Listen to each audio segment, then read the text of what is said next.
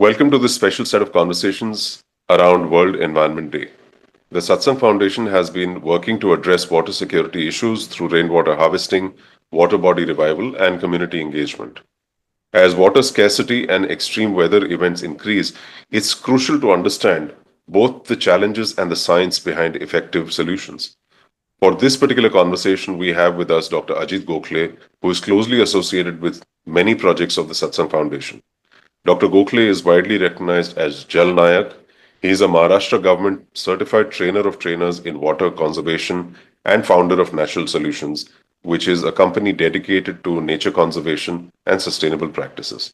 He's got a distinguished background in research, teaching, and environment management.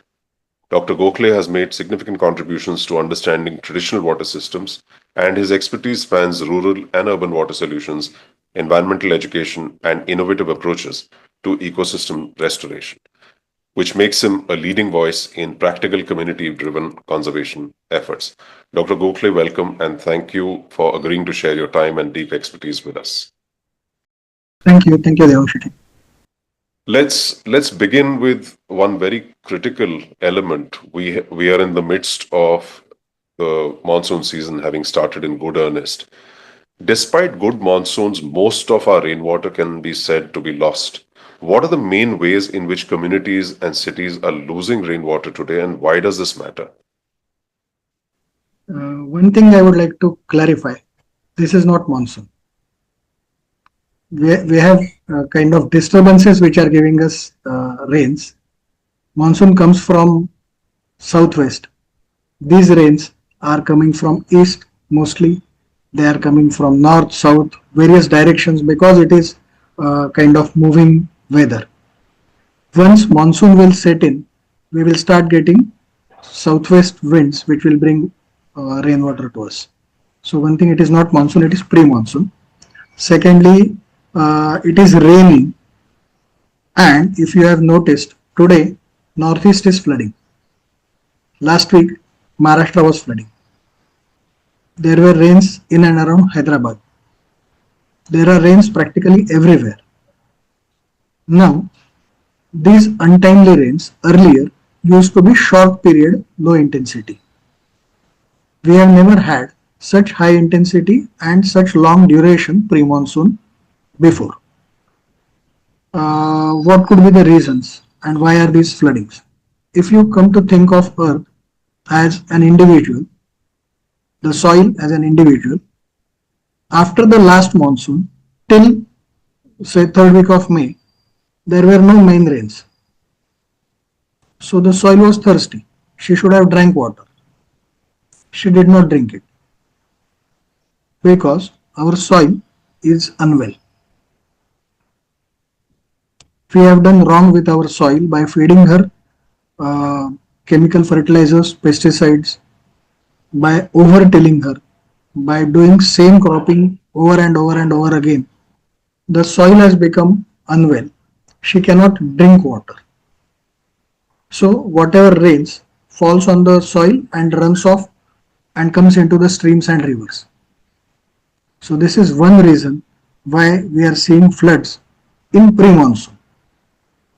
Earlier also we used to have floods, but those floods were later on, after 1.5 to 2 months of setting up of or initiation of monsoon. Pre-monsoon floods is this the first time that has happened. Very clear indication to us that we should look after our soil properly, otherwise we are in for a very bad future. Yeah, thank you for making that correction. Very important distinction. I think the fact is that we received a certain volume of rain, but more importantly, it's not only the volume which has come down, it's the fact that it has got nowhere natural. The natural pathway has been blocked. The soil has turned to dirt, and therefore it's just washing off and going into areas in volume where it should not have gone otherwise. True. Yeah. So why does this really matter? If we so like I said, I mean, we losing this rainwater is just washing away. It's washing away probably also some of the healthy soil which we could use. Why does this overall matter and why should we look at harvesting or sequestering this rain properly? It is like this. Uh, these untimely rains, we spiritual people believe in scheme of things and indications. What are the indications? The indication is the nature is trying to wash away the wrong chemicals which you have put on the soil. You have a child in your hand, and if a raindrop falls in on her hand, you don't do anything to it. She will lick the raindrop, doesn't matter. If there is a sharbat drop, syrup drop, she will drink it, doesn't matter. But if there is hot acid fallen on your kid's hand, any parent will rush and pour a lot of water on that hand. That is what Mother Nature is doing to the soil. We are doing wrong to the earth. She is trying to wash it off. One. So, what is needed is not to do wrong thing, not to put chemical fertilizers on the soil, not to keep on repeating the same kind of crop every year for years together, right? So that is essential thing. Next essential thing is, okay, now that we have got so much rain, let us try and collect it and hold it. If you see olden India, we had flood security, we had food security, because of which we had good farming, because of which we had very good prosperity, and that is the reason why this land was invaded time and again. Most of the invaders who came later on found it easy to settle here, and they settled. For generations they lived here. The last invaders who came had no intentions of settling here in India. Their capital was London. They needed funds in London. So they changed the economic pattern of India. Earlier, there was no cash economy in India. India was prosperous without cash transactions. It was food for work, it was work for work, it was it was a barter kind of economy. Even the revenue was barter. Britishers bought in cash revenue because they wanted to ship 80% of Indian revenue to London. Because London wanted to fight wars all over the world.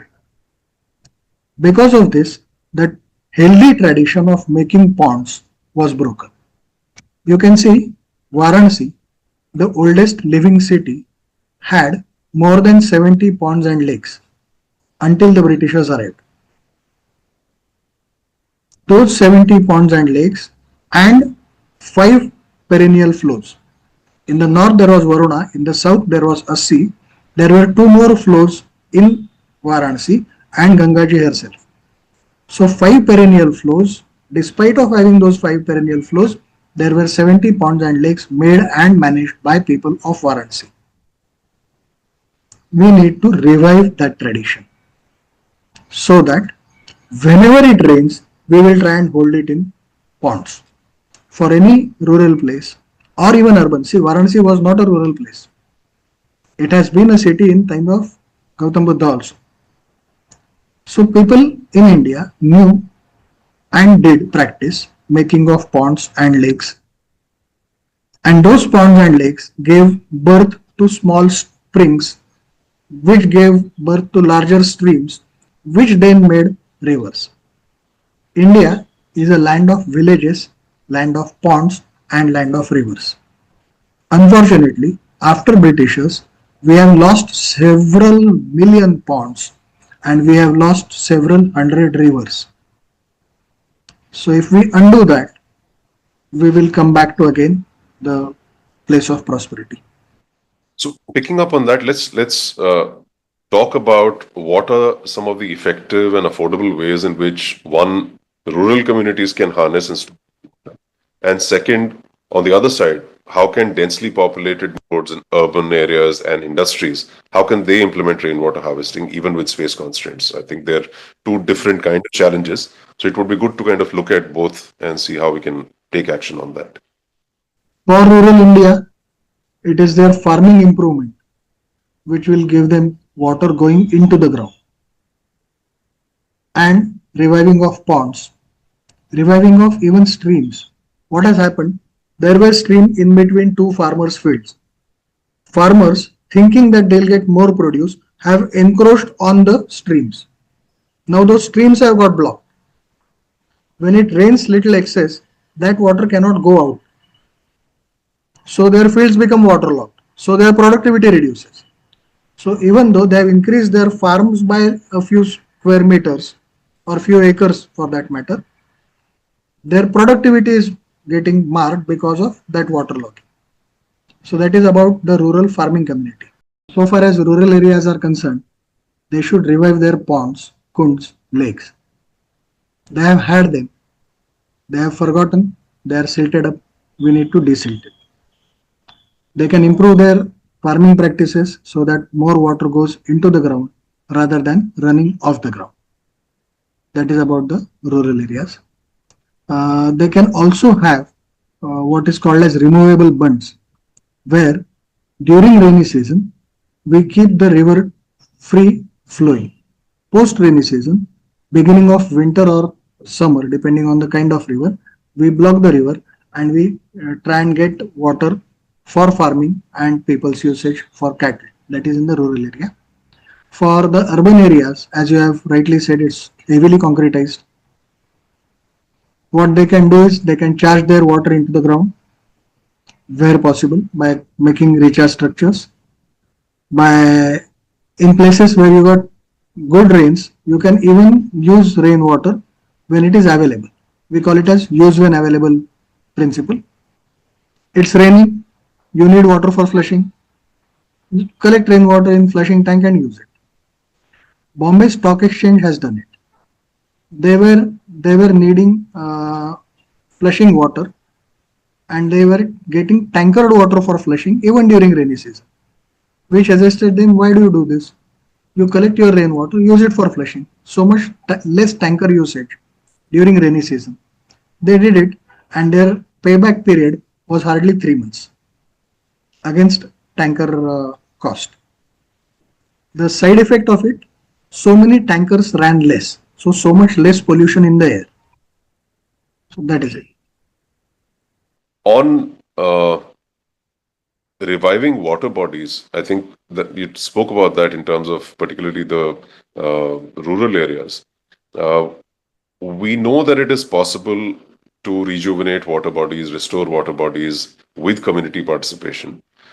What, according to you, from a technical perspective, what are the most sustainable methods to revive lakes, ponds, and rivers in given the current situation? How can communities get together and make it happen at a cost in a way where it is sustainable for them? We have several questions here in front of us. Right? We have streams, rivers, water bodies Sure. in urban and rural places, and how communities can take part in it and improve them. One thing, communities are alienated from these locations. Excellent point. Yeah. Earlier, they were owners and trustees of their own water bodies and rivers. Today, all over the world, mostly developed world or intending to become developed world, the communities are not owners of their rivers. Communities are not trustees of their rivers. So several projects happen where the lakes and water bodies are backfilled and constructed on. The Bangalore, which was crying for water, got submerged in water in very little rains. The Chennai, which is parched for years together, once it rains a little heavy, it gets submerged. All these are examples of lakes and ponds filled and constructed on. If we had asked the community, is it appropriate to build on lakes? Community would have said no.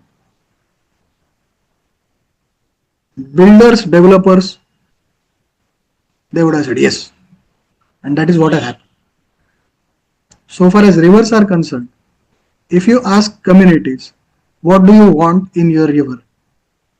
They will say clean water, running river, good fish in the river, usable water, no floods in the river or less floods in the river. That is what the communities would ask. But what are communities getting for their rivers? One thing, communities are giving sewage into the river. There is lot of huddling of people together in small areas, and that is what we call as cities. These cities are consuming food from everywhere, using chemicals, detergents for cleaning their clothes, and dumping it, throwing it in their own rivers. So, yes, people are alienated from the rivers. They dump daily sewage and detergents in it. If you quantify, every person is throwing between 20 grams to 40 grams of one or the other kind of chemicals, right from toothpaste to detergents to everything Just in from our day-to-day lifestyle. day-to-day lifestyle, right? And this does not include the fecal matter. Everyone drops in about 300, 400 grams of fecal matter every day. Everyone drops in about 2 liters of urine every day in their rivers. We may be thinking, I am flushing my toilet. Ultimately, it ends up in the river. So, one thing, we all citizens are criminals of rivers. And two, the development mindset is converting river into places of recreation, urban recreation. True. I mean, rivers are have been places of recreation for millennia, but the way we are doing it now, Urban recreation is a bad thing. Eating bhelpuri on concrete pavement on river is not right recreation by river. Swimming in river is right recreation, but hardly any urban river is swimmable now. So if you ask community, community will ask, I want to swim in Mithi river in Mumbai. I want to swim in Moramota river in Pune. I want to swim in Yamuna in Delhi. I want to swim in Kuam and Adyar in Chennai. I want to swim in Musi in Hyderabad. Can I? Because the river quality is so bad. The river water quality is so bad. And we the are the first step in change is actually to start making the community ground up aware of what we are doing. And community is us. I mean, it's not somebody else. yes, nobody else. We are community. And we are also government. In democracy, we are government. We should be doing the right kind of thing. Sure. So specifically, if I look at, I mean, you're aware and you're involved in the work that we are doing through the Aviral Godavari mission to rejuvenate the river Godavari starting at its origin. Can you explain how local water conservation measures can directly benefit river health and how it can create resilience in terms of climate change? What's happening? Can local efforts make any significant difference to really making the rivers flow the way they used to? The local efforts, if they are small, the benefit will be local. And river is never local. River is a long stretch of water running. So if we take a kund and clean it, and we say, wow, we have got a new kund, not new kund, revived kund, the effect is for the kund. It is not for Godavari. Even if we revive 40 kunds on Trambakeshwar hill, 40 kunds are effective. People can use that water if they keep it clean on Brahmagiri. Good. But it does not affect Godavari. Godavari is affected by so many dams which are made on her tributaries. Earlier, those dams were not there. Water used to freely flow through Godavari. Now, all the tributaries of Godavari are dammed. And we say, this is Godavari, this should flow. How will she flow? Godavari is not just spring that comes out of Kushavarta. It is spring out of Kushavarta. It is several 100,000 springs which are coming and meeting her in several locations. That makes Godavari. So local efforts on small scale are good. That give us some satisfaction, but they cannot make Godavari Avirar. No. They cannot make Godavari Nirmal also. Because what we do on Brahmagiri is not affecting Nasik city.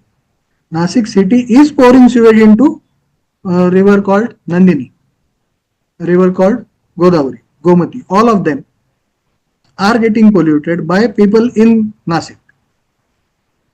So local efforts of harvesting water or cleaning some water bodies somewhere in isolated areas is not going to affect river. No.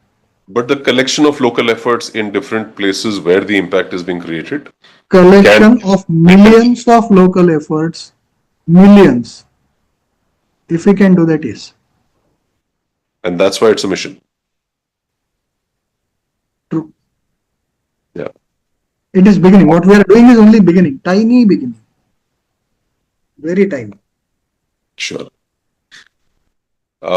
Just one final piece of advice in this part of the conversation for communities that are inspired by the work that we are doing. What are one or two simple practical steps they can take today to ensure that we are building a water secure future? What I am doing myself. These hairs have not seen shampoo for last 20 years. This skin has not seen soap for last 20 years. So much less pollution from me to the river. And I tell you, this is not dyed, this is not wig. This is natural, it is genetic, it is not my credit. And if we do not, for that matter, 3 generations before, there were no soaps, no shampoos. We were not ugly, we were not having skin diseases. No. We don't need deodorants. We don't need anything fancy which TV advertisements are trying to sell us. So that is one thing that community should do and can do. It is individual decision and effort. And wherever possible, to whatever extent possible, make place for good water to go into the soil. Make friends with farmers. See, we have got family doctors. Earlier, we used to have family doctors, general practitioners. Now we have got family orthopedic, family pulmonologist, family gastroenterologist. Why we need this? Because our food is polluted. Why our food is polluted? Because we don't have family farmers. We don't respect farmers. Whose services we need 3 times a day. We don't respect them. We don't pay right price for right food. We are alienated not only from rivers, we are alienated from land also. Come to think of it, all the cities which are there on the sea coast, all the cities on sea coast are throwing their effluents into the sea. This is not just polluting the sea, this is impoverishing the land from where the food is coming to the sea. Earlier, small villages, small locations, there were no coastal cities till Britishers started making harbors.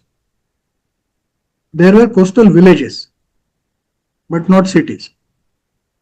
Large cities were all on rivers, and the wastewater from cities was recycled in the farming system, so the mineral nutrients of soil were conserved.